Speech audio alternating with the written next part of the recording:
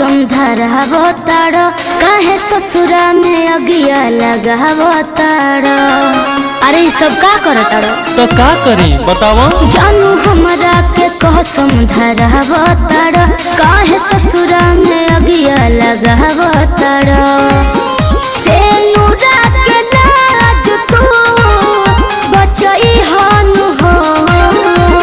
हमरो सुनो भले भतरा के सुतई हो का तो किया लगई हो। भले भतरा के सुतई हो तो किया लगई हो। हमसे ना हो पाई। अरे तू चाहबू तो सब हो जाई।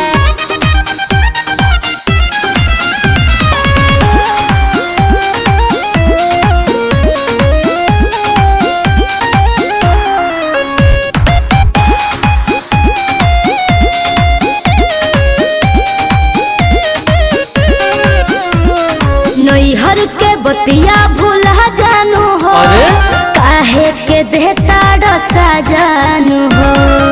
काहे ऐसे करेला। अरे हमार जियल तो खुदे मोहाल भइल बा। से नूर लगई बुतू पियावा के नाम के।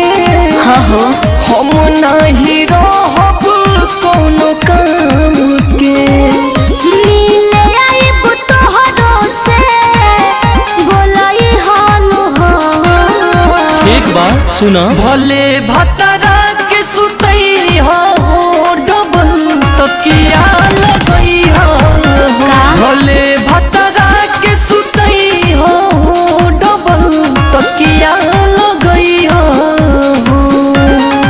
ऐसे कैसे हो पाई। अरे सब होला।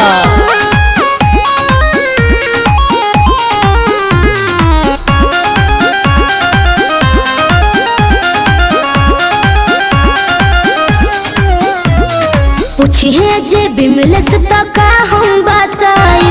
आशीष के अलावा जे तकिया लगाई। अरे हमरो बारे में सोचा का बस करके भाव बुझा माने नहीं मन हो। काहे हो आनंद डिपी के हो धन हो। फिर नहीं बतियाए कढ़ई हनु हो। काहे भले भत